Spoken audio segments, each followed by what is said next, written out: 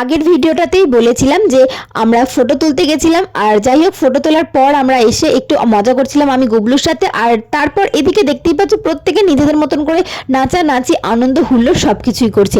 Picnic মানে নাচ গান মজা, অনেকটা হুল্লোড়, না হলে কি আর পিকনিক হয়। আর যেহেতু আমরা প্রচুর ছোটোবেলাকার বন্ধু, মানে একসাথে মানে স্কুল পাস আউট করেছি, তো সেই জন্য আমাদের প্রচুর মজা প্রচুর হুল্লোড় একসাথে হলে প্রচুর কিছু থাকে। তো যাই হোক সেটাই হচ্ছিল। দেখতে দেখতে রান্না হয়ে গেছে।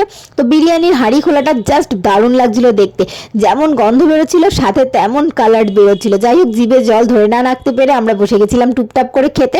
খাওয়ার পরে যেটা সব থেকে বেশি ইন্টারেস্টিং ছিল সেটা হচ্ছে মজা আর নাচ। আর তার মধ্যে এখানে ছিল ঈশান আর অরিন্দমের নাচ, জাস্ট বাও, দুজনে জাস্ট বাও নাচে। যাই হোক আমরাও কম যাই না, আমরাও কিন্তু একটু অর্ধেক নেচেছি মেয়েরা।